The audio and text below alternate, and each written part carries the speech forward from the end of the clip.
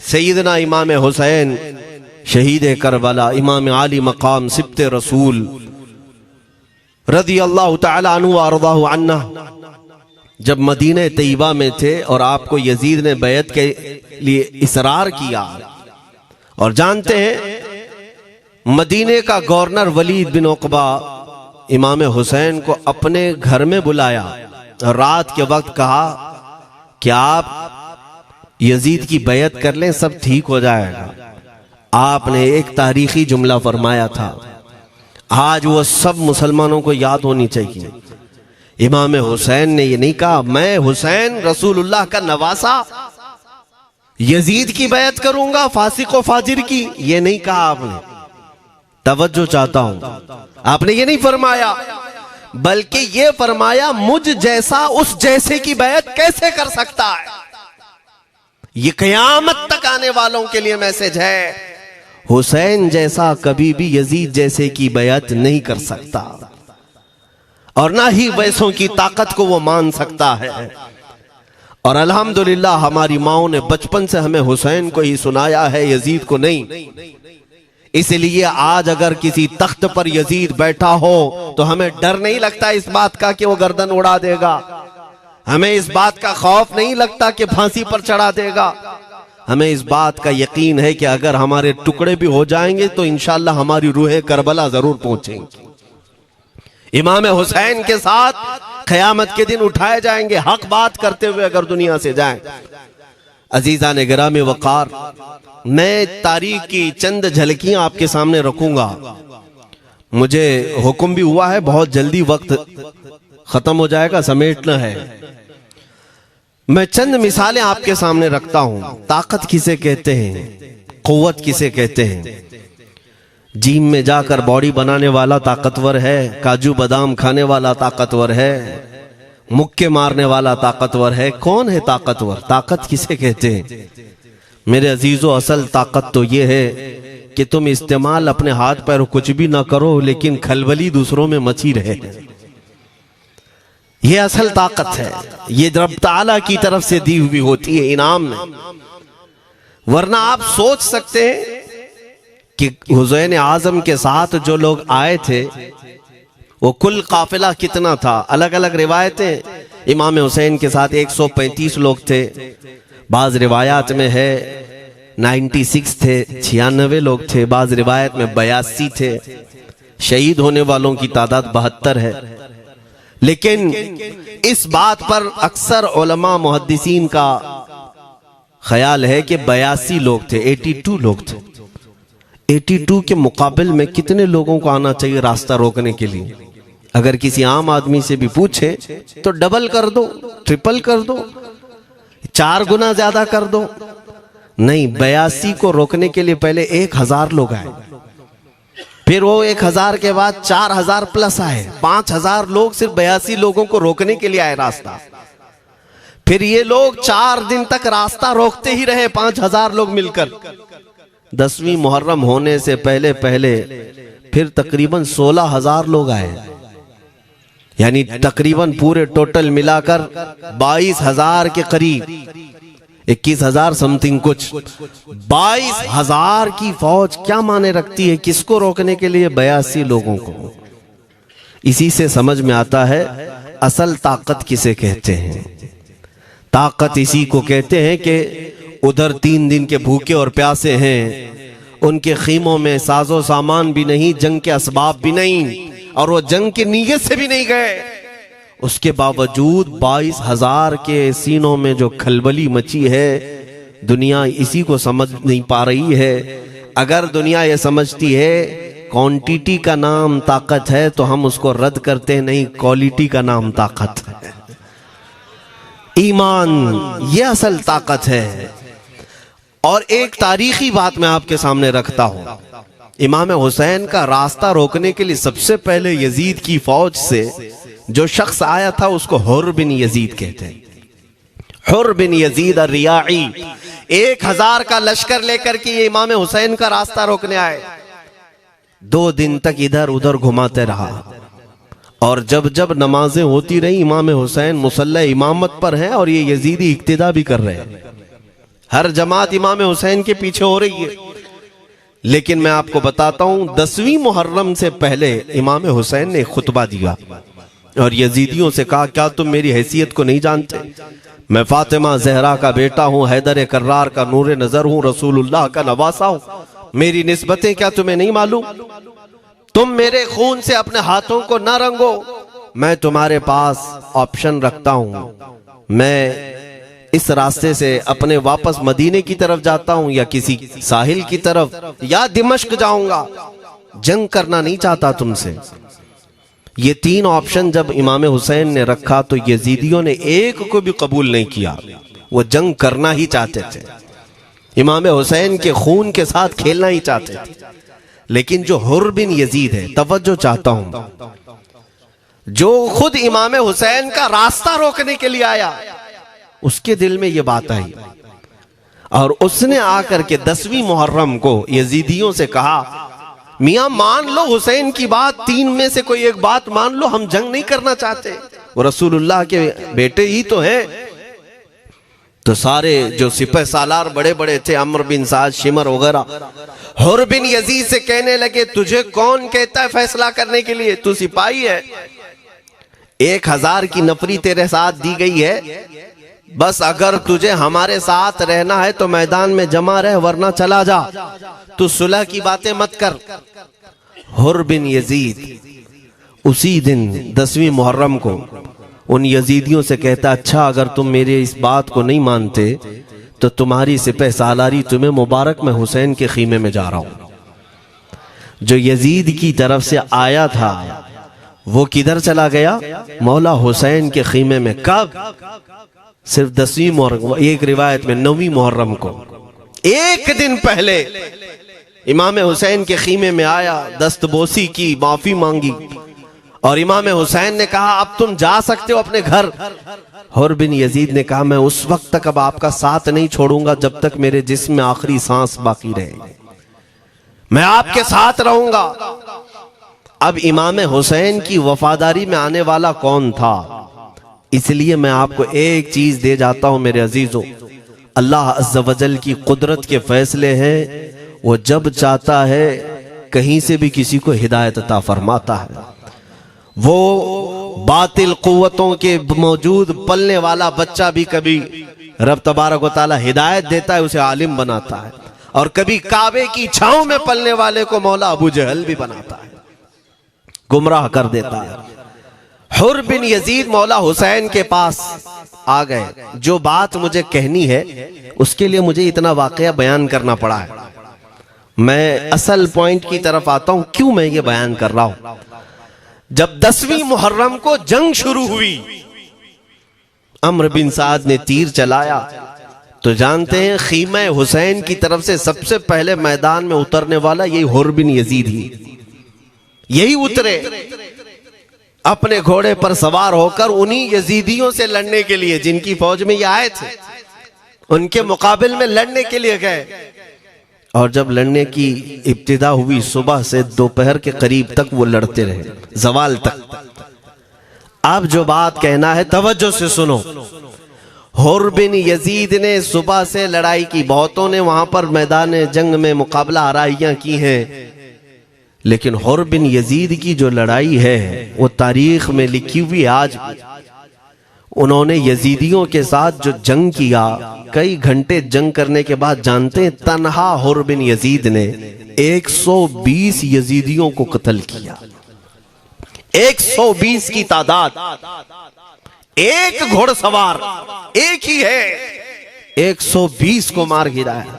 उसके बाद जामे शहादत नोश किया। मैं तारीख पढ़ रहा था, वहीं पर हमने किताब को रोक दी। बहुत सारे लोग करबला के वाकयात में इमाम हुसैन के खानदान के बच्चों के शहादत तो बयान करते हैं, उनके जिस्म कट गए, उनके ऊपर घोड़े दौड़ाए गए, लेकिन तुम ये नहीं जानते कि हुसैनी शहजादों ने बातिल कुव्वतों के कैसे छक्के छुड़ाए थे। एक एक जवान ने मुकाबिल में आने वालों को उनकी औकात कैसे याद दिलाई थी। अब सुनो, हुर बिन यजीद 120 को मार गिरा सकते हैं, वो भी एक दिन पहले खीमा हुसैन में आने वाला, एक दिन पहले खीमा हुसैन में आने वाला। बात समझ में आ रही है? अभी जो एक दिन पहले खीमा हुसैन में आ जाए उसकी ताकत का हाल ये है, जो पैदाइशी हुसैनी हो उसकी ताकत का हाल क्या हो। मेरे अजीजों, ताकत किसे कहते ये समझो। यह और बात है कि लोगों को अपनी ही औकात मालूम नहीं, अपनी हैसियत मालूम नहीं है। होता क्या है मैं आपको बताऊं। अल्लामा अब्दुल मुस्तफा आजमी साहब ने एक बड़ी प्यारी बात लिखी है। वो गुजरात के हालात बहुत अच्छी तरह से जानते थे। आपने एक बहुत अच्छी बात लिखी जो हमारे तमाम चीजों से या आज के जमाने में ये चीज मैच होती है। एक ताजिर तिजारत करने के लिए निकला, उसके पास कुछ कीमती हीरे थे, कीमती हीरे थे, और वो हीरों की तिजारत करता था। और एक चोर उसके पीछे पड़ गया, और वो चोर रोजाना वो चोरी करने के चक्कर में रहता था कि जब रात को ये ताजिर सोए तो मैं ये हीरे निकाल लूंगा। लेकिन 2-3 दिन जब जब वो ताजिर सोता था वो पूरे हीरे चेक करता था, कहीं नहीं मिलते थे। थक गया चोर। 3 दिन के बाद उस ताजिर को उसने पूछा, चोर ने कहा कि तुम हीरे रखते कहाँ हो? दिन भर तो तुम्हारे पास होते, रात में कहाँ जाते? तो उस ताजिर ने कहा, अकल का अगर तू इस्तेमाल करता तो तुझे बात समझ में आती। रोजाना मैं तेरे ही जुब्बे में रात को ये हीरे रखकर खुद सो जाता था। वो अपना नहीं तलाश करता, इसका तलाश करता। बिला तशबीह हो बिला तमसील। मेरे अजीजों, तुम्हारे पास जो ताकत है तुम्हें उसका अंदाजा नहीं। तुम जो मोहब्बत मुस्तफ़ा सल्लल्लाहु अलैहि वसल्लम की शमा अपने सीने में रखते हो, मौला करीम का वादा है तुम्हारे साथ, काना हक्कन अलैना नस्रुल मोमिनीन। रब ताला फरमाता हमने अपने ऊपर लाजिम कर लिया है कि ईमान वालों की मदद करें। और हमने मदद देखी है, रब ताला की मदद देखी है। आज के इन हालात में मुझे बताओ, भौंकने वाले भौंक ही रहे हैं, बाकी तुम्हारा क्या बिगाड़ लिया, क्या तुम्हारा खराब किया? बस ये है कि तुम अपने अंदर खलबली मत मचाओ और ज्यादा खौफ और हिरास में मत जियो। अल्हम्दुलिल्लाह मुसलमान हैं, मोमिन हैं, किसी चोर कौम से तुम्हारा रिश्ता नहीं है। तुम दुनिया की उस अजीम कौम हो जो सिर्फ और सिर्फ अपने रब ताला के हुजूर झुकती है, और अपने रब तबारक व ताला के हुजूर ऐसे झुकती है।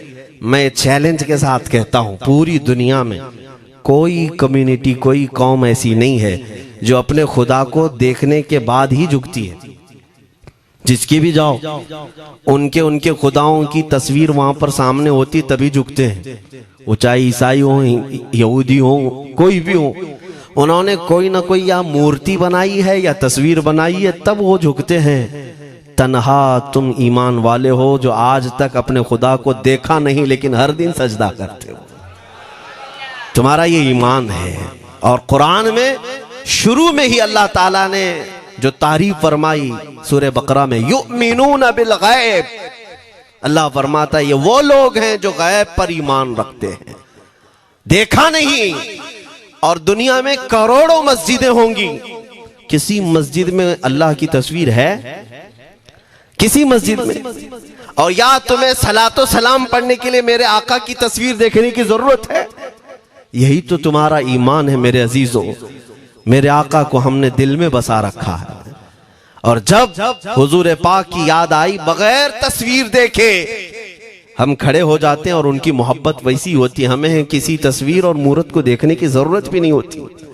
तुम्हारी खुसूसियात बहुत हैं। अल्लाह रब्बुल इज्जत ने तुम्हारी पेशानियों को महफूज रखा है, किसी अहरे गैरे के सामने झुकने नहीं दिया। पेशानी मुकद्दस है तुम्हारी। हाँ, ये तो नहीं है कि तुम किसी दरख्त पर भी चले जाओ, पत्थर पर भी चले जाओ, चूहे पर भी झुक जाओ, सांप पर भी झुक जाओ, नहीं है।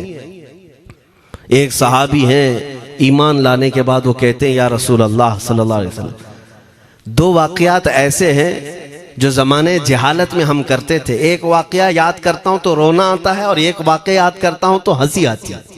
हुजूर ने फरमाया वो दोनों क्या है बताओ। उन्होंने कहा पहला वाकया तो ये है जिसको याद करके रोता हूं कि जवानी में जब हमारे घर बेटी पैदा होती थी तो हम उसका गर्दन मरोड़ कर दफन कर देते थे। आज मुझे वो बात याद आती है तो रोना आता है कि हमने ऐसे कई बच्चियों को दफन कर दिया। अरब वाले दामाद बनाना नहीं चाहते थे और बेटियों को पहले ही मार देते थे। ये वो सहाबी कहते हैं अब याद आती है बात तो रोना आता है। मेरे आका सल्लल्लाहु अलैहि वसल्लम ने फरमाया फिर हंसी किस बात पर आती है। कहते हैं जमाने जहालत में हमारे खुदा जो होते जिनकी हम इबादत करते थे तो जब सफर में जाना होता था तो आटा गूंद करके खुदा बना लेते थे, क्योंकि सफर में जाना है और हर जगह उनको साथ में रखना था खुदा को। वो साहब ही कहते हैं सफर के खुदा और होते थे, हवा का अलग, पानी का अलग, मिट्टी का अलग, सब लेकर के चलते थे। फिर हुजूर ने फरमाया हंसी किस बात पर आती है। वो कहते हैं बीच रास्ते में अगर खाना खत्म हुआ तो कभी खुदा का हाथ तोड़ के खाते थे, कभी पैर तोड़ के खाते थे। अरे मेरे अजीजों 1400 साल बाद आज जब आप हंस रहे हैं उस सहाबी को तो इस बात पर हंसी आती होगी। मैं ये बात सिर्फ इसलिए अर्ज कर रहा हूं कि शुक्र मनाओ अल्लाह रब्बुल इज्जत का कि तुम्हें रब तबारक व तआला ने उस कौम में पैदा किया है जिसका माथा सिर्फ वहदहू ला शरीक की बारगाह में झुकती है। तुम ईमान वाले हो। और मैंने आयत यही तिलावत की खुतबे में, वला तहीनु वला तहज़नु व अंतुमुल अअलौना इन कुंतुम मुमिनीन। घबराओ मत, परेशान मत हो, तुम सबसे ज्यादा सरबुलंद रहोगे अगर तुम ईमान वाले हो। ये कुरान की आयत है। ईमान किसे कहते हैं? ईमान किसे कहते हैं? यानी अल्लाह ने फरमाया अगर तुम ईमान वाले हो तो सबसे ज्यादा कामयाब हो। अब हम पूछते हैं रसूल पाक से ईमान किसे कहते हैं? मेरे आका की जुबान से सुनो, ला युमिनु अहदुकुम हत्ता अकूना अहब्बा इलैहि मिन वालिदिही व वलदिही वन्नासी अजमईन। हजरत अनस से रिवायत है, हुजूर पाक सल्लल्लाहु अलैहि वसल्लम फरमाते हैं तुम में से उस वक्त तक कोई कामिल ईमान वाला नहीं हो सकता जब तक अपने वालिदैन, अपने बच्चे, अपने और सारे इंसानों से ज्यादा मैं उसके नजदीक महबूब ना बन जाऊं।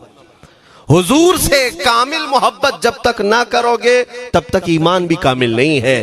खुलासा कलाम यही है कि मोहम्मद से वफा तूने तो हम तेरे हैं, ये जहां चीज है क्या लौह कलम तेरे हैं। बस इसी बात पर आपको आना है। इकबाल भी ये कहता है मैं जर्मनी गया, यूरोप का सफर किया, वहां की तरक्कियों को देखा और वो लोग बहुत आगे बढ़ रहे थे। मैं इसीलिए सफर किया कि मैं वहां तहकीक करके आऊं, देखूं, अपनी कौम को आकर के मैं बताऊं मुसलमानों को कि किस फील्ड में तुम जाओगे तो कामयाब होंगे।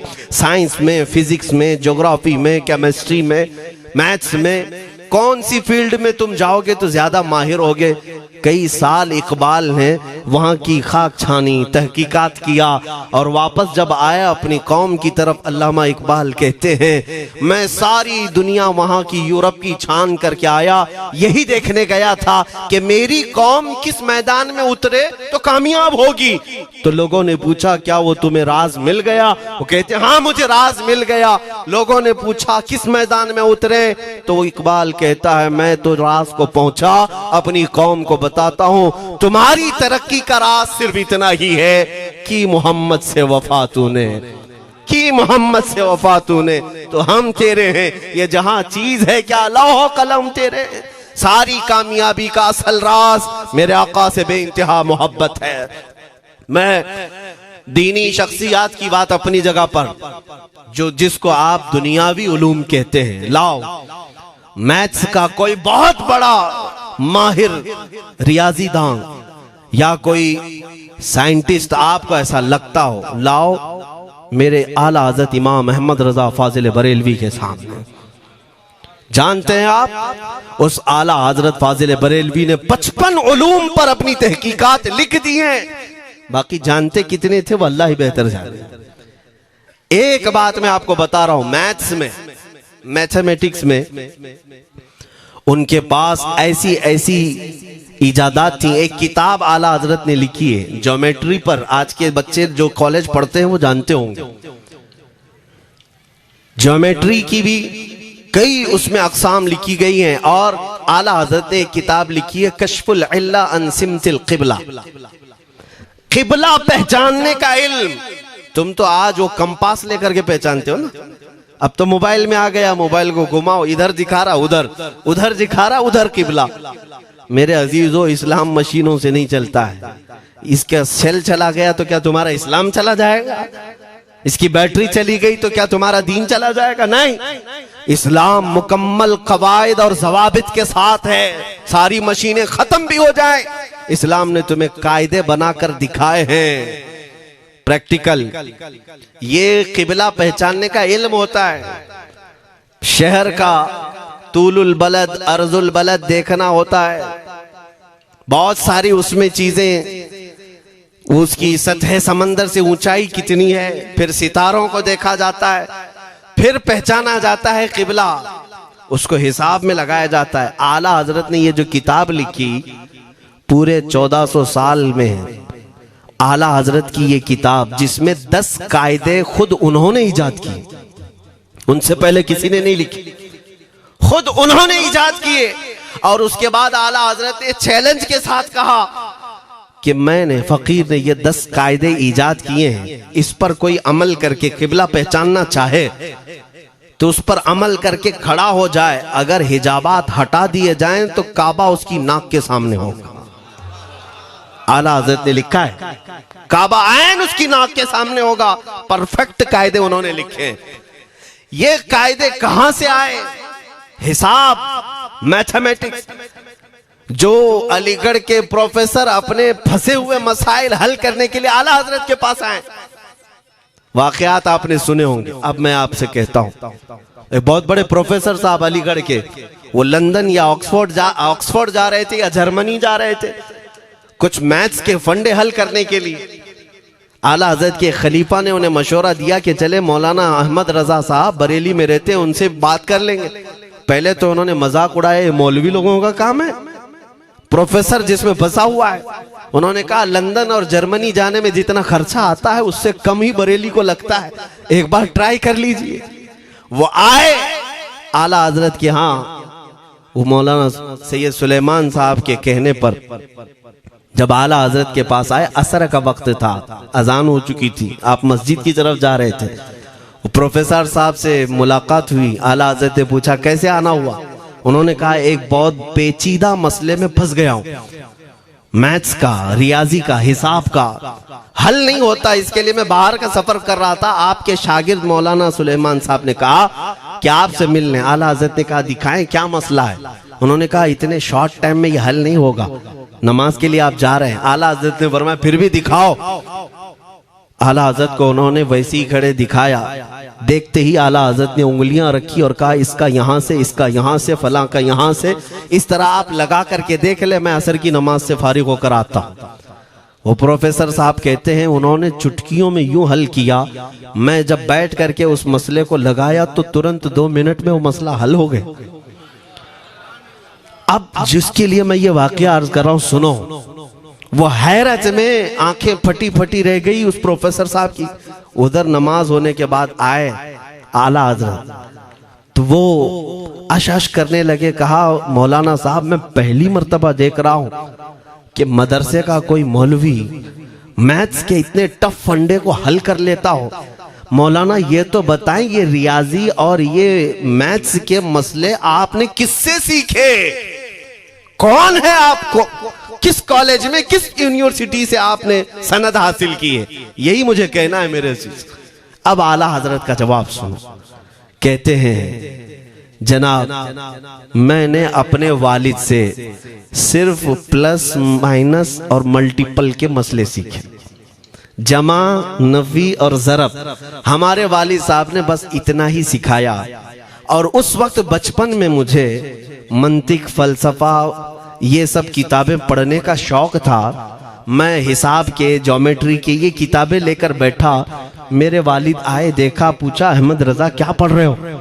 मैंने दिखाया ये मंतिक है, फलसफा है या हिसाब की किताबें हैं। मेरे वालिद ने वो किताबें अपने हाथ में ले ली और कहा, जा रसूलुल्लाह की हदीसें पढ़, सदक़े में सारे इल्म दे दिए जाएंगे। आला हज़रत फरमाते हैं, उसके बाद मैंने अपनी जिंदगी मेरे मुस्तफ़ा के कदमों में लगा दी। ये जो आप देख रहे हैं, ये मेरे मुस्तफ़ा के कदमों से छन कर मुझे मिला है। बस बात समझ जाओ, ताकत इसी को कहते हैं। नबी पाक सल्लल्लाहु ताला अलैहि वसल्लम से बेइंतहा मोहब्बत करने वाला वो दुनिया के किसी मैदान में भी तन्हा नहीं होता, तन्हा नहीं होता। अजीजा ने गिरामी वक़ार, मैं इस बात की तरफ आपको ले जाता हूँ। एक सहाबी हजरत सलमा बिन अकवा रदियल्लाहु ताला, इनको राजिलु रसूलिल्लाह कहा जाता है। हुजूर सल्लल्लाहु अलैहि वसल्लम के ऐसे सिपाही, जितने गज़वात में गए, जितनी जंगों में गए, कभी घोड़े पर नहीं बैठे, पैदल। और वह ऐसा पैदल चलते थे कि कोई घोड़ा भी उनके साथ नहीं पकड़ पाता उनको जब वो भागते थे। घोड़ा भी अपनी तेज रफ्तारी के बावजूद उन्हें नहीं पकड़ पाता।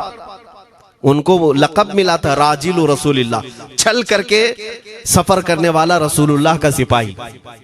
एक बार ऐसा हुआ, एक बनु कार्रा का शख्स जिसका नाम अब्दुर्रहमान है, ये मुनाफिक था, खबीस था। इसने तकरीबन 400 लोगों को जमा किया, अपने हम मिजाज लोगों को, और मदीने पर रात के वक्त एक बगीचे पर हमला किया, पूरे बगीचे को आग लगा दिया। और उसके बाद फिर जो खजूरें थी वहां से सब लूट लिया, लूट करके अपने घोड़ों पर रख लिया और निकल पड़ा।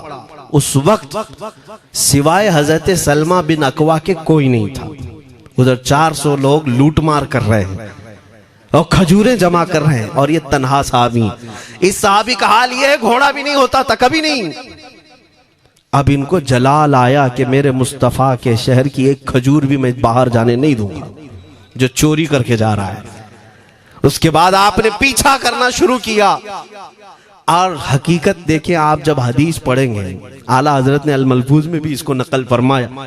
जब तक मैं ये हदीस पढ़ रहा था, इतनी हंसी भी आती है और उनकी इस बहादुरी पर दिल खिल जाता है और सीना चौड़ा होता है कि वो अकेले किस बात पर भाग रहे थे। उनके पीछे 400 लोगों के पीछे भाग रहे। अच्छा, कोई ये कहे कि नादान आदमी है, 400 लोगों को नहीं देख रहा, अकेला भाग रहा है।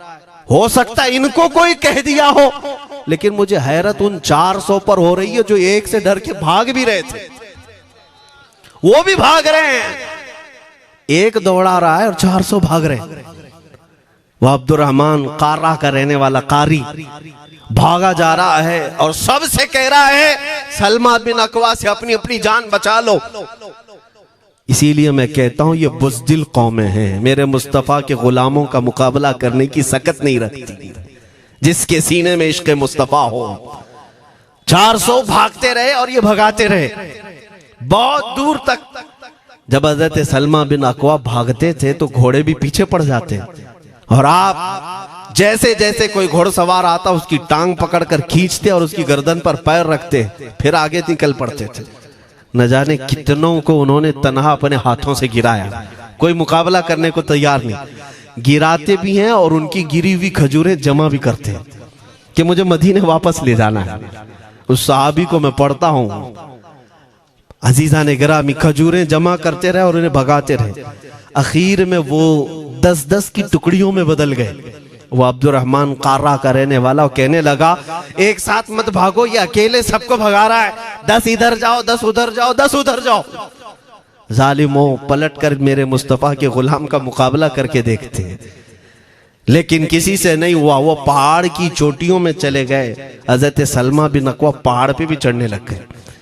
तो अब्दुर्रहमान कार्रा वो कहता है वहीं से चीख करके, सलमा बिन अकवा तुमको क्या चाहिए, क्यों पीछा कर रहे हो? कहा, मैं शहर रसूल की एक खजूर भी जब तक तुम्हारे पास होगी पीछा करता रहूंगा। उसने वहीं से अपने सारे साथियों को पुकार कर कहा, सारे लोग खजूरें फेंक दो, अपनी जान बचा लो। सबों ने खजूरें दे दी। हज़रत सलमा बिन अकवा पूरी खजूरें जमा की है, कितनों को रोनते हुए वापस आने लगे। जानते हैं, एक सहाबी और है हज़रत अबू क़तादा, जिनको फारिसु रसूलिल्लाह कहा जाता है। उनका घोड़ा दौड़ता हुआ उनको दौड़ाता हुआ हजरत अबू कुतादा उस पर हैं और 10 लोग और साथ हैं। वो हजरत सलमा बिन अकवा की मदद के लिए आ गए।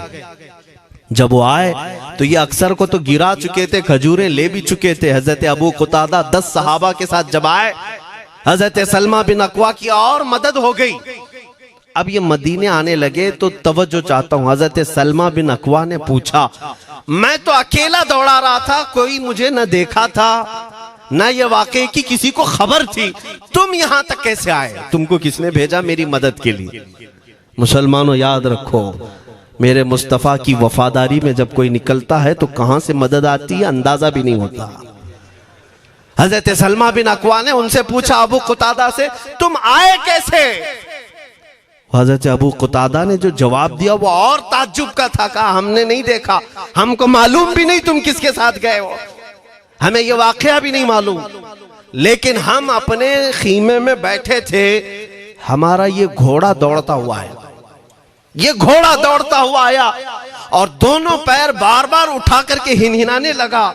मेरा घोड़ा ऐसा कभी करता नहीं, वो जिहाद में जाने वाला घोड़ा है, फरमाबरदार है। अबू कुतादा ने उसको सहलाया लेकिन फिर भी वो खामोश नहीं हुआ। हजरत अबू कुतादा कहते, मैं पहचान लिया, वो अपनी पीठ पर मुझे सवार करना चाहता है। मैं इसकी पीठ पर बैठ गया। मेरे साथी भी ताज्जुब में थे, इतनी वक्त गुजर जाने के बाद घोड़े को न भूख लगी है न प्यास लगी है, ये कहां ले जा रहा है? अबू कुतादा कहते, ये घोड़ा है जो तुझ तक हम सबको ले आया है। हजरत सलमा बिन अकवा ने कहा, हाँ मुझे याद है, जब मैं उन 400 को दौड़ा रहा था तो तुम्हारा घोड़ा मुझे देख रहा था। पता ये चला दुनिया का हर जानवर भी मेरे मुस्तफा का वफादार है। अगर तुम नबी पाक सल्लल्लाहु अलैहि वसल्लम की इज्जत व हुर्मत के लिए उठते हो तो चूंटियां अपने सुराख में तुम्हारे लिए दुआ में मशगूल हो जाती हैं, मछलियां पानी में तुम्हारे लिए दुआएं करती हैं। अजीज़ान गिरामी वक़ार, आज मैं अपने जुमलों को समेटते हुए ये बात कहता हूँ, धोराजी की सरजमीन मैंने कभी सुना नहीं या कभी आपसे मुलाकात नहीं की, लेकिन इतना बड़ा मजमा हमें जो सुनने के लिए बैठा है, लोग मुसाफे के लिए आए, फूल हार पेश किए, टूट पड़ते हैं मुलाकातों के लिए। मैं अक्सर जलसों में भी और अपने प्रोग्रामों में ये कहता हूँ, मुझे जो आप इज्जत की निगाह से देखते हैं या मिलना चाहते हैं या देखना चाहते हैं या सुनना चाहते हैं, तो वो इसलिए नहीं है कि किसी बाप का, बड़े बाप का बेटा है या किसी सियासी पार्टी का नेता है। आपकी जो मोहब्बत है वो सिर्फ इसलिए है, ये नाज ये अंदाज हमारे नहीं होते, झोली में अगर टुकड़े तुम्हारे नहीं होते या रसूल अल्लाह, जब तक के मदीने से इशारे नहीं होते, रोशन मेरी किस्मत के सितारे नहीं होते। जो कुछ भी इज्जत मिली है हमें आज, वो किसी और सलाहियत की वजह से नहीं। साफ मैं बता देता हूं, मैं मुकर्रिर आदमी नहीं, मैं खतीब आदमी नहीं, मैं वो शोलाबार मुकर्रिर नहीं हूं कि जिनकी तकरीरों से लोग बहुत ज्यादा नफा उठाते हो। मैं तो तालिब इल्म आदमी हूं। मेरे आका सल्लल्लाहु ताला अलैहि वसल्लम के लिए इतनी वफा करना जानता हूं कि मैंने यह अहद कर लिया है, मेरे जिस्म में जब तक खून बाकी रहेगा, एक भी सालिम कुत्ता मेरे आका की तरफ उंगली भी उठाए, हम अपनी गर्दन भी निछावर करने को तैयार रहेंगे। मेरे आका सल्लल्लाहु ताला अलैहि वसल्लम के लिए कुर्बानी का जज्बा है, इसलिए मेरे आका ने ये इज्जत अता की है। फिर मुझे ये कहने का हक भी है, जब तक बिके न थे तो कोई पूछता न था, या रसूल अल्लाह तुमने खरीद कर हमें अनमोल कर दिया।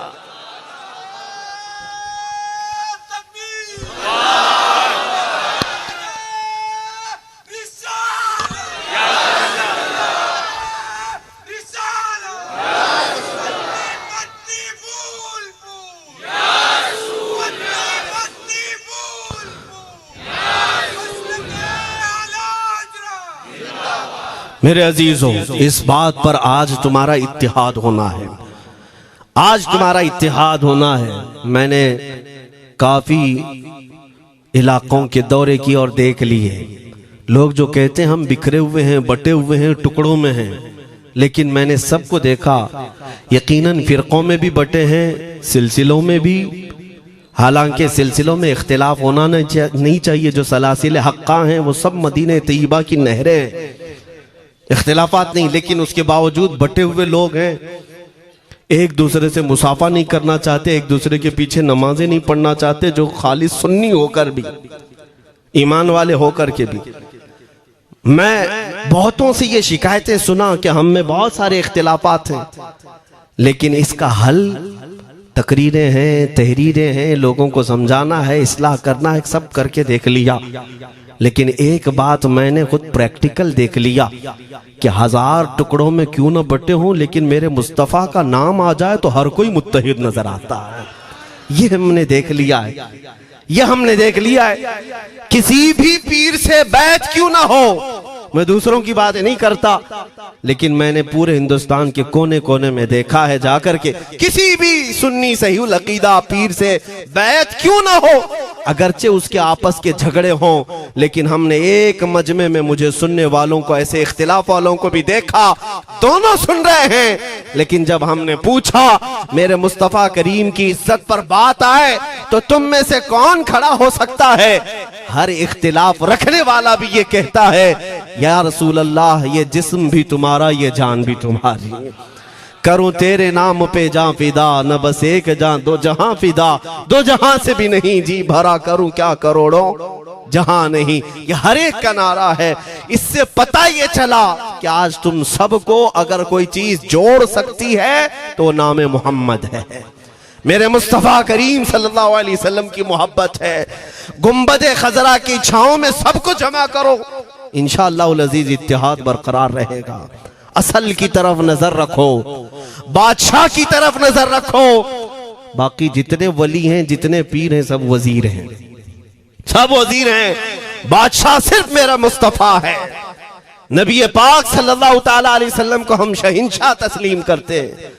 लिहाजा अगर बादशाह की तरफ नजर होगी तो तुम्हें शैतान ये इस तरह की लड़ाइयों में नहीं रखेगा, वो कामयाब नहीं हो सकेगा। तुम सबका मिशन अगर मेरे मुस्तफ़ा की इज्जत और उनकी नामूस हो जाए, हुजूर अकरम सल्लल्लाहु ताला अलैहि वसल्लम की तरफ हमने देखा है बड़े बड़े इख्तिलाफात खत्म हो जाते हैं। हजरत अबू ज़र ग़िफ़ारी, हजरत बिलाल हबशी, दोनों में झगड़ा हो गया था, तकरार हुई। हजरत अबू ज़र ग़िफ़ारी ने सिर्फ हजरत बिलाल को गुस्से में आकर कहा, काली औरत के बेटे, या इब्न उम्मी सौदा। ये तकरार में हो जाता है। हजरत बिलाल को ये बात लग गई, थे तो काले, लेकिन सहाबी ने कहा था काली औरत के बेटे। हुजूर के पास जाकर अर्ज किया, या रसूल अल्लाह, अबू ज़र ने मुझे आज यूं कहा, अबू ज़र ने मुझे आज यूं कहा, काली औरत के बेटे। मेरे आका सल्लल्लाहु अलैहि वसल्लम को जला लाया, बाहर आए, बुलाया, अबू ज़र कहाँ है? आए। हुजूर पाक ने उनको मुखातिब करके सिर्फ इतना फरमाया, अफीकल जाहिलिया, अभी तक तुम्हारे अंदर पुरानी जाहिलियत बाकी है? 3 बार पूछा और उसके बाद मेरे आका चले गए, कुछ नहीं फरमाया।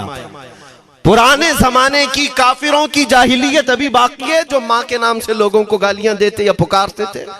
हजरत अबू ज़र ग़िफ़ारी को इतनी बात लग गई कि मेरे आका मुझसे रूठ गए, मेरे आका के दिल पर यह बात लग गई। तो उन्होंने ये नहीं किया कि देखा जाएगा बाद में क्या होगा, नहीं, सीधे मस्जिद नबवी में हजरत बिलाल को ढूंढने के लिए आए। कहाँ है? हजरत बिलाल मिल गए तो उनका हाथ पकड़ करके लाए। अबू ज़र ग़िफ़ारी जमीन पर लेट गए, सो गए। कहा है बिलाल, मुझे माफ कर दे, मैंने तुझे सख्त जुमला कहा, मुझे माफ कर दे। हजरत बिलाल ने कहा, ठीक है, मैंने माफ कर दिया, हो गई बात। लेकिन हजरत अबू ज़र ग़िफ़ारी ने कहा, नहीं, मेरा दिल इस पर सुकून नहीं मानेगा। एक काम करो ए बिलाल, तुम अपना ये पैर मेरे चेहरे पर रगड़ो, ये तुम्हारा तलवा जिसको मैंने काला कहा था, उसी तलवे से मेरे चेहरे पर तुम रगड़ो, ताकि मुझे मेरी हैसियत पता चल जाए। हजरत बिलाल क्या उनकी बात पर अपना पांव उनके चेहरे पर रगड़ देते? दोनों हाथों से उनको जमीन पर उठाया और सीने से सीना लगाया। कहा है अबू ज़र, कैसी बात करते हो? जिस आका के तुम गुलाम हो, उसी आका का मैं भी गुलाम। मैंने ये तारीख में पढ़ा है, अगर सख्तियों को कोई चीज जोड़ सकती है तो वो मेरे आका की मोहब्बत है और मुस्तफा करीम की मोहब्बत है। तुम्हारे सीने चौड़ा कर देगी, तुम्हारा दिल कुशादा कर देगी, तुम अपनों को एक्सेप्ट करने लग जाओगे अपने नबी की निस्बत पर। हाँ, एक बात याद रखें, मैं ये सिर्फ मेरे आका की निस्बत वालों के लिए कह रहा हूं, बाकी हमारा अकीदा तो ये है, नबी से हो जो बेगाना उसे दिल से जुदा कर दे, पिदर मादर बिरादर जानो माल उन पर फिदा कर दे। हम उसको मानते ही नहीं, चाहे बापों की माँ हो जो मेरे नबी को नहीं जानता, जो मेरे आका की अजमत को नहीं पहचानता, मैं उनके बारे में नहीं कहता। हाँ, हमारे एक उस्ताद बुजुर्ग उन्होंने फरमाया था कि बेटा बात करने का लहजा नरम रखना हमेशा। बहुत सारे लोग हमारी तकरीरों को अभी अभी जो सुनते हैं वो कहते हैं बहुत कड़क बोलते हैं, सख्त बोलते हैं। मेरे अजीजों, पिछले 15 साल से करते हैं हम तकरीरें, अखलाकियात पर, तसव्वुफ पर बहुत सारे नरम अंदाज में गुफ्तगू करने के हम आदी थे। वो सब नहीं देखते, लेकिन जहां हम थोड़ा सा चीखते हैं या गरज के साथ बोलते हैं, वो बहुत जल्दी किसी को लगती है और कहते हैं आप बहुत कड़क लहजे में कहते हो। 90% हमने नरम लहजे में बात किया है, लोगों को अखलाकियात सिखाया है। चोरी, जिना, डकैती, सूद, शराब, इन सब की मजम्मत पर बयानात हमने रिकॉर्ड किए। वो सब नजर नहीं आता, लेकिन सख्त जुमले बहुत जल्दी नजर आते हैं। लेकिन ये मैं क्यों करता हूं वो भी आपको बता दूं। हमारे एक बुजुर्ग उस्ताद ने फरमाया, कहा कि बेटा नरम गुफ्तगू करने की आदत रखना, इसलिए कि मेरे आका सल्लल्लाहु अलैहि वसल्लम की सुन्नत है नरमी से कलाम करना। लेकिन एक बात याद रखना, जिंदगी भर नरमी से बात करो, लेकिन मुस्तफा करीम सल्लल्लाहु अलैहि वसल्लम की एहानत या दुश्मनी किसी में देखो तो फिर न तुम्हारी जुबान मीठी होनी चाहिए, न दिल नरम होना चाहिए, न दिमाग ठंडा होना चाहिए। हाँ, ये ईमान का तकाजा है। हम जो सख्त बात करते हैं, लोगों को ऐसा लगता है कि इतना कड़क नहीं बोलना चाहिए। तुम्हें पता भी नहीं हज़रत उमर फारूक कितना बोलते थे। हाँ, उमैर बिन वहब एक शख्स था जो हुजूर के कत्ल का इरादा करके आया था मक्का से। सफवान नाम का एक और शख्स, उमैर नाम के 2 लोग हतीम काबा में बैठकर मीटिंग करके आए, क्योंकि सफवान का बाप जंग बदर में मारा गया था, उमैर का बेटा जंग में कैदी होकर हुजूर के पास कैद था। दोनों का प्रॉब्लम सेम था। दोनों लोग हतीम काबा में बैठ करके फैसला करते हैं। सफवान ने कहा मैं तुझे बहुत पैसे दूंगा, एक तलवार को जहर में बुझा कर जाओ मदीने और मोहम्मद का कत्ल करके आओ सल्लल्लाहु अलैहि वसल्लम। उमैर बिन वहब तलवार छुपा करके मदीने आया, लेकिन जिस वक्त वो आया, हजरत उमर फारूक चंद सहाबा के साथ मस्जिद नबवी के बाहर खड़े थे। देखते ही उसकी गर्दन में जो है ये गमछा डाला, रुमाल, और कहा खुजू हादल कल, पकड़ो इस कुत्ते को। ये हजरत उमर की जुबान से निकलेंगे, कहते हैं पकड़ो इस कुत्ते को। यही वो है जो बद्र के अंदर, मैदान बद्र में मक्का वालों को भड़का रहा था जंग पर हुजूर के खिलाफ। यहाँ मदीने में आया है, पकड़ो इसको। हजरत उमर बाहर ही सब कर देते, लेकिन कहा कि मैं हुजूर से पूछ के आता हूँ इसका करना क्या है। मेरे आका के पास गए, कहा या रसूल अल्लाह, वो शैतान कुरैश आया है, कुरैश का शैतान आया है उमैर बिन वहब, और मुझे लगता है वो बुरी नीयत से आया है। हजरत उमर पहले ही भांप रहे हैं, मुझे लगता है वो बुरी नीयत से आया है, क्या करना है आप हुक्म फरमाए। मेरे आका ने फरमाया उमर उसको अंदर ले आओ। उमैर बिन वहब को वैसी गर्दन में वो गमछा डाल के घुमा के अंदर ले आए मस्जिद नबवी में। हुजूर ने पूछा, हजरत उमर से कहा छोड़ दो उसको। जब अंदर आया तो पूछा हुजूर ने, क्यों आए उमैर? अब वो झूठ बोलने लगा, कहा मेरा बेटा आपके पास कैदी है, खैर खैरियत पूछने के लिए आया, और क्या है। मेरे आका ने फरमाया सच सच बताओ क्यों आए हो। उसने फिर कहा मैं अपने बेटे की खैरियत मालूम करने आया हूं, और क्यों आया हूं। हुजूर ने फरमाया खैरियत मालूम करने आए तो तलवार लेके क्यों आए हो। उसने तलवार दिखाने के लिए फेंक दिया, कहा इस तलवार का क्या होना है। तलवार तो हमारे पास बद्र में भी थी, लेकिन पता आप ही के साथ थी। बड़ी बड़ी बातें करने लगा। मेरे आका को जलाल आया और कहा उमैर वो बात क्यों नहीं बोलते जो तुम सफवान के साथ काबा के हतीम में बैठकर करके आए हो। मदीने में बैठा रसूल खाने काबा में होने वाली गुफ्तगू को सुन रहा है। दूर और नजदीक के सुनने वाले वो काने लाले करामत पे लाखों सलाम। ये हदीस मौजूद है, सही हदीस है।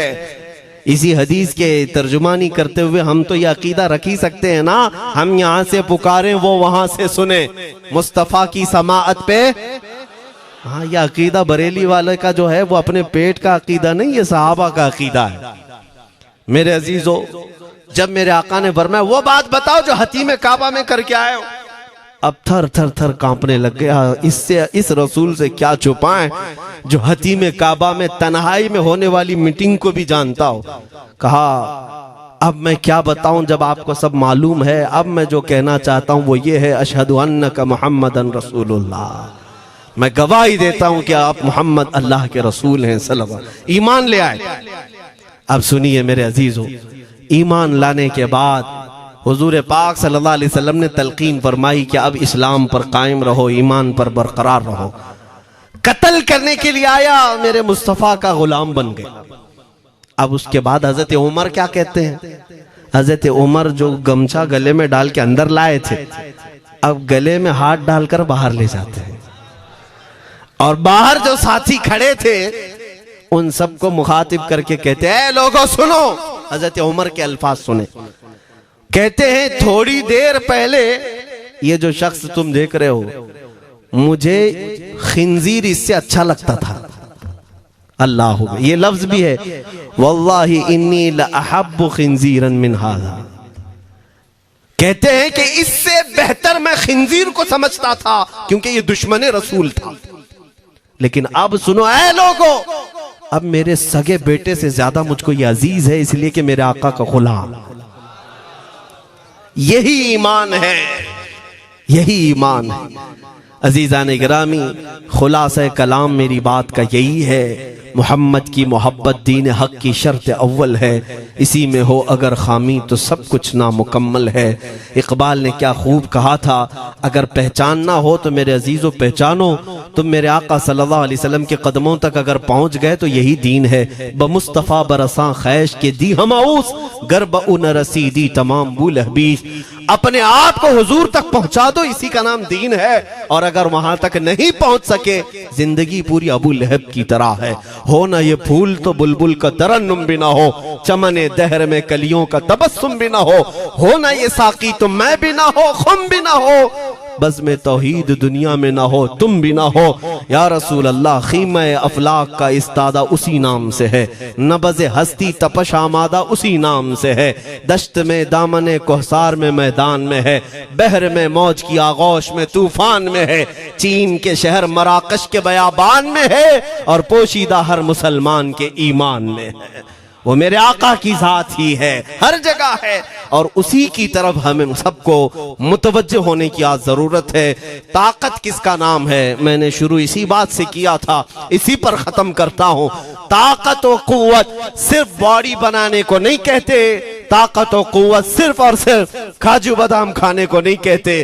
ताकत और कुव्वत उसके अंदर है जो देखने को अगरचे कमजोर लगता हो, लेकिन दुश्मनों के सीने उसकी याद से ही आज भी खलबली मच जाती हो। हमने देखा है 100 साल पहले की बात, आला हज़रत इमाम अहले सुन्नत फाजिल बरेलवी इमाम अहमद रजा खां, नाम तो हर बच्चा जानता है आज, और अपनों से ज्यादा गैर भी जानते हैं और थरथराते भी हैं। लेकिन क्या कभी तुमने आला हजरत की सीरत में यह पढ़ा कि उनका जिस्म कैसा था? उनका जिस्म कैसा था? बहुत लहीम शहीम, चौड़े सीने वाले, बड़े बाल वाले, ऊंचे चेहरे वाले? नहीं मेरे अजीजों, तारीख में आप पढ़ोगे आला हजरत कसरत से लिखने की वजह से, कसरत से इबादत की वजह से, जिस्मानी एतबार से बड़े दुबले पतले थे, बड़े दुबले पतले थे। लोग देखने वालों ने यह कहा है, जिस्मानी साख्त ऐसी नहीं थी कि कोई पहलवान नजर आता हो, दुबले पतले थे, नहीफ थे, देखने में कमजोर लगते थे। लेकिन मजाल है जब वो आशिक रसूल का कलम चलता था, कलम चलता था, और वो भी यूं पुकार कर कहता था, ये रजा के नेज़े की मार है, क्यादू के सीने में गार है, किसे चारा जोई का वार है, कि ये वार वार से पार है। और फिर उन काफिरों को कहा था उस इमाम अहले सुन्नत ने, किल के रजा है खंजरे खूंखार बरकबार। ये कोई दावा नहीं कर सकता आज। किल्क किसको कहते हैं समझा भी देता हूं मैं आपको। किल के रजा, आला हज़रत अपने कलम को कह रहे हैं, किल्क मतलब कलम, रजा का कलम कैसा है? खंजरे खून खार बरकबार, यानी खून पीने वाला खंजर और चमक पैदा करने वाली जो बिजली होती है। आला हज़रत बड़े नरम दिल भी थे, रहम दिल भी थे। अपनों को जब नवाजते थे तो बेहिसाब नवाजते थे। आजिजी ऐसी कि बच्चों से भी माफी मांगते, आजिजी ऐसी।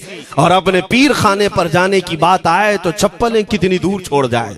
गुरूर और घमंड की बात नहीं, लेकिन जब मेरे मुस्तफा के दुश्मनों से मुकाबले की बात आती तो यूं कहते, तुम क्या समझते हो किल के रजा है खंजरे खूंखार बरकबार, आदा से कह दो खैर मनाए न शर करे। ये बात ईमान के तकाजे की है। मैं आज हर आलिम से मिंबर पर बैठे हुए और हर मोमिन से यही कहना चाहता हूं, जो मेरे मुस्तफा की इज्जत की बात आए सर चढ़कर बोलना सीख जाओ। मेरे आका ने फरमाया है, जालिम और जाबिर बादशाह के सामने हक बात का ऐलान करना सबसे अफजल जिहाद है। और ये तो कर ही सकते हो। उन पाखंडियों को लफ्ज़े जिहाद से भी डर लगता है और लफ्ज़े जिहाद पर ही बड़ा प्रोपेगेंडा करते हैं। मुझे इस बात का कोई खौफ नहीं। हाँ, लोग ये कहते हैं मौलाना जिहाद के लफ्ज पर थोड़ा साइड होकर के बात कर लेते हैं। तुम बुज़दिल क्यों बने जा रहे हो? लफ्ज़े जिहाद एक पाकीज़ा लफ्ज है, मुकद्दस लफ्ज है। इस लफ्ज को अगर निकाल दिया तो मेरे आका की आधी सीरत खत्म हो जाएगी। कैसे बताओगे नबी पाक की सीरत? बदर को क्या कहोगे? तकरार हुई थी। खंदक, ओहद, तबूक, खैबर, ताइफ, ये सब को क्या कहोगे? तकरार हुई थी। जिहाद लफ्ज है, सेल्फ डिफेंस का नाम है। इतना हक तो हर एक को है मेरे अजीजों। लेकिन ये तो आज मैं ये बात भी नहीं कर रहा हूं तुमको तलवार उठाओ, बंदूक उठाओ, गोली मारो, बंदूक से लो, ये सब बातें तो हम करते भी नहीं, हमें जरूरत भी नहीं। लेकिन हमें पता है हमारे अल्फाज ही काफी हैं। मेरे आका सल्लल्लाहु ताला अलैहि वसल्लम की मोहब्बत जिसके सीने में हो, मेरे आका ने जब ये फरमाया है कि हक बात का ऐलान करना सबसे अफजल जिहाद है, तो इस पर तो हर कोई आज अमल कर सकता है। हक बात कहो, मिंबरों से कहो, और ट्रस्टियों से भी कहता हूं उलमा को कहने की आजादी भी दो कि वो बुज़दिल न बनाए, खौफ न रख रजा जरा, तू तो है अब्दे मुस्तफा। एक बात समझ करके चले, हम मुल्क के खिलाफ, कानून के खिलाफ नहीं बोलना चाहते। मुल्क हमारा भी है, देश हमारा भी है, और यहाँ के कवानीन जिस पर हम अमल कर रहे हैं, खुशी से अमल कर रहे हैं। लेकिन इन जालिमों ने क्या बना दिया है, इनके नजदीक देश पूरा मोदी है। हाँ, इन साहब के बारे में मत बोलो, वो देश है। कल को अगर नहीं रहे तो देश चला जाएगा। मेरे अजीजों, किसी व्यक्ति, किसी शख्स की गलत पॉलिसियों पर तनकीद करने का नाम देश के खिलाफ बोलना नहीं है। हम अपने देश से मोहब्बत ऐसी करते हैं, ऐसी करते हैं। आज भी आजादी का दिन है ना, आजादी का दिन है। ये लगे हाथों ये बात कह करके गुजरता हूं। आज भी जा करके देखें, इंडिया गेट पर सबसे ज्यादा शहीदों के नाम जो लिखे गए हैं वो मुसलमानों के हैं। इनको क्या पता है 1857 से जो अंग्रेजों के खिलाफ लड़ रहे थे, ये लड़ रहे थे। आजादी का परचम सबसे पहले बुलंद करने वाला कोई संगी नहीं था, वो शहीद टीपू सुल्तान था। सबसे पहले तोपमैन हिंदुस्तान का, अंग्रेजों के खिलाफ आवाज बुलंद करने वाला। पूरे अंग्रेज उसके खिलाफ खड़े थे। इनको आज बोलने की तौफीक भी नहीं मिलती। और उसके अलावा वो उलमा की बात कहां चली गई आज? अंग्रेज तारीखदान ने लिखा है कि सबसे ज्यादा हमें खतरा हिंदुस्तान में मुसलमानों से था, और हमने दिल्ली से लेकर कश्मीर तक कोई एक झाड़, कोई एक दरख्त बाकी नहीं था जिसमें हमने एक आलिम को लटकाया नहीं था फांसी पर। जिनकी तादाद गिनी गई है तो तकरीबन 26,000 उलमा को इन्होंने फांसी दी थी, दिल्ली से लेकर कश्मीर तक। मुझे बताओ, जजीरा अंडमान निकोबार में किसको भेजा इन्होंने?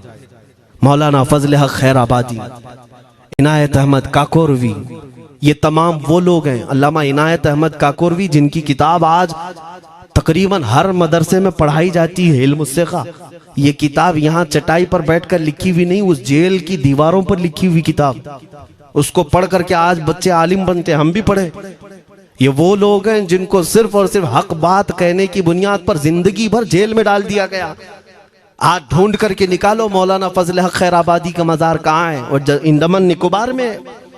जहां काला पानी की सजा दी जाती थी। किफायत अली काफी का नाम सुना है मेरे अजीजों? ये नाम का जिक्र आना तो हक बनता है आज की रात जरूर। मुरादाबाद शहर का वो आलिम रब्बानी, वो सिर्फ और सिर्फ मुजाहिद आजादी नहीं बल्कि फना फिर रसूल भी था। आप इसी से अंदाजा लगा लें, आला हजरत जैसा आशिक, हदायके बख्शिश लिखने वाला।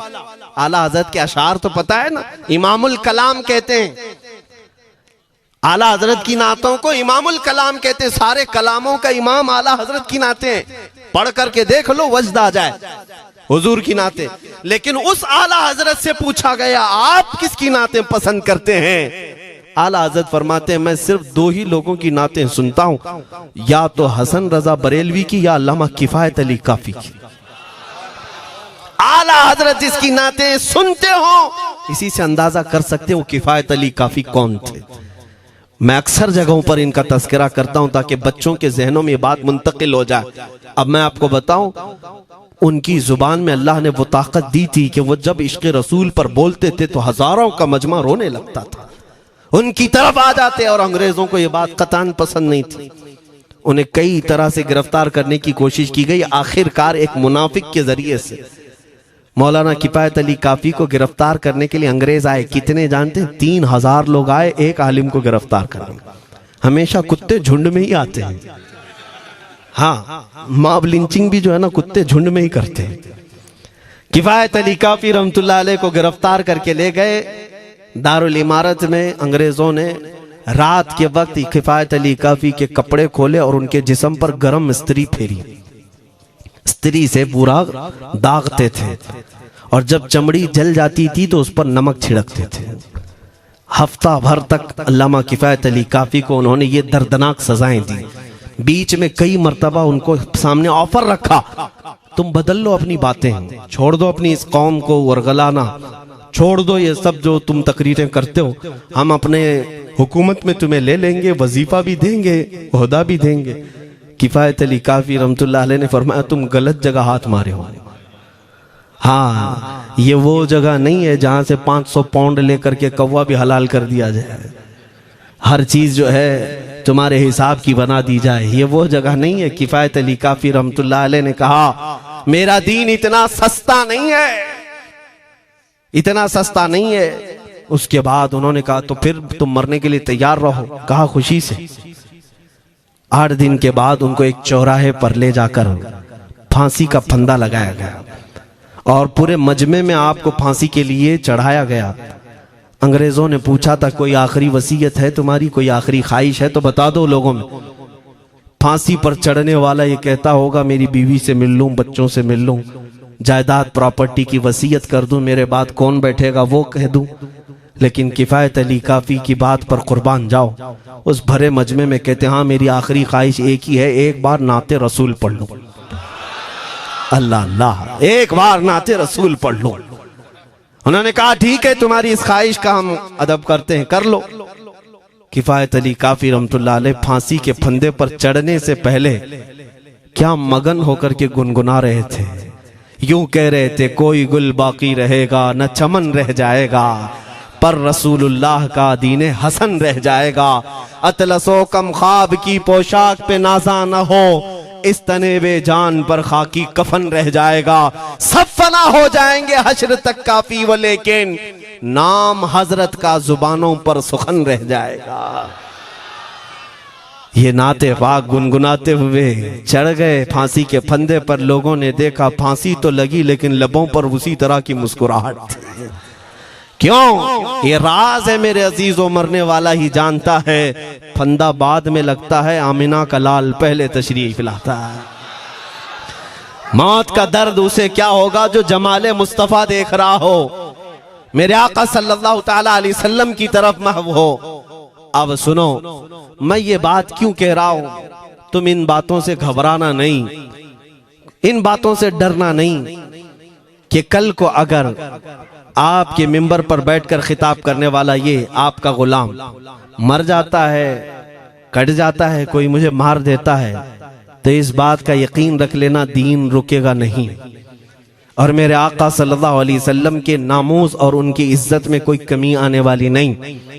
हमारे मर जाने से कुछ नहीं होना है, इसलिए कि हर सुन्नी बच्चा जानता है इस्लाम जिंदा होता है हर करबला। हम मरने के बाद इस बात का यकीन रखते हैं, अगर हमारी मौत हो गई इस रास्ते में तो इस्लाम की आबियारी होगी, इस्लाम और फूलेगा फलेगा। और हुआ यही, किफायत अली काफी को फांसी का फंदा देकर 8 दिन तक जश्न मनाया था अंग्रेजों ने। जब मौलवी चला गया जो लोगों को तकरीर करता था, हजारों का जमा करता था, हुजूर अकरम सल्लल्लाहु अलैहि वसल्लम की मोहब्बत की बातें करता था, चला गया, हमने फांसी दे दी। लेकिन इन जालिमों को मालूम नहीं मेरे खुदा का कानून क्या है, कुदरत खुदाबंदी का कानून क्या है। मुरादाबाद शहर में ये किफायत अली काफी को 1857 के पहले फांसी दे रहे हैं, और उसी साल मुरादाबाद के करीब बरेली शहर में अल्लाह ताला अहमद रजा पैदा कर रहा है। तुम एक आशिक को फांसी दिए, हुजूर पाक के चाहने वाले को तुमने फांसी देकर ये समझा कि आप खत्म हो गया इश्क की बातें करने वाला। लेकिन कुर्बान जाओ मोहब्बत मुस्तफा पर, मेरा रब ऐसे इन मक्कारों के मकर को फेरता है कि फौरन अल्लाह ताला ने ऐसा आशिक पैदा किया कि फिर बरेली की तरफ से उठने वाली आवाज एक शहर में, एक बस्ती में नहीं, दुनिया के कोने कोने में पहुंच गई। आज 100 साल हो गए उस मर्दे कलंदर इमाम अहले सुन्नत को दुनिया से गए हुए, लेकिन हर मस्जिद की मिंबर और मेहराब आवाज देती है मुस्तफा जाने रहमत पे लाखों सला, शमे बज़ में हिदायत पे लाखों सला। और फिर हमारे बच्चे भी ये आज कह जाते हैं, डाल दी कल्ब में अज़मत मुस्तफा, सय्यदी आला हजरत पे लाखों सला। ये निजाम है मेरे मौला का, एक चिराग तुम बुझाओगे मौला 100 चिराग रोशन फरमाएगा। हाँ, इंशाअल्लाहुल अज़ीज़ इस बात पर हम सबको जमा होना है। अल्लाह करीम हमें हमारी खोई हुई ताकत व कुव्वत अता फरमाए। आप रब तबारक व तआला की बारगाह में ये दुआ करें कि ऐ रब्बे जुल जलाल, जब तक जिंदगी बाकी है मौला मुझे तेरे नबी के वफादारों में शुमार फरमा। इसलिए मैं जब भी हुजूर की बारगाह में अरीजा पेश करता हूँ तो ये जरूर कहता हूँ, आका बद हैं तो आपके, भले हैं तो आपके, टुकड़ों पे यही के पले हैं, रुख किधर करें, तुझसे जो मुंह छुपाएं तो करें किसके सामने। या रसूल अल्लाह, क्या किसी और से तवक्को नजर की है? हमारा मानना तो ये है, मैंने देखा भी है अपने बच्चों को, और हम कहते हैं मेरे आका की बारगाह में, आका गुनहगार तो हो गए लेकिन आपके गद्दार नहीं है, गद्दार नहीं है। जब तक गद्दार नहीं होंगे मेरे आका की तरफ से तुम्हारे लिए हमेशा इस्तकबालिया खुला रहेगा। आओ मेरे अजीजों, इस बात पर मैं गुफ्तगू को खत्म करता हूँ। आज के इस उर्स मुबारका में, और आज आजादी की ये रात है, हम बारगाह मुस्तफा में अरीजा पेश करते हैं, या रसूल अल्लाह, आपको इस वतन से बूए वफा आई थी, मेरे आका इस वतन की तरफ नजरे करम फरमा दे। क़यामत तक आने वाली हमारी नस्लों में मेरे आका सिर्फ आपके आशिक ही पैदा हो, कोई गद्दार ना पैदा हो। हमारी दुआ यही है मेरे आका, मैं मुजरिम हूँ आका, मुझे साथ ले लो कि रस्ते में हैं जा बजा थाने वाले, चमक तुझसे पाते हैं सब पाने वाले, मेरा दिल भी चमका दे चमकाने वाले। व आखिरु दावाना अनिल हम्दुलिल्लाहि रब्बिल आलमीन।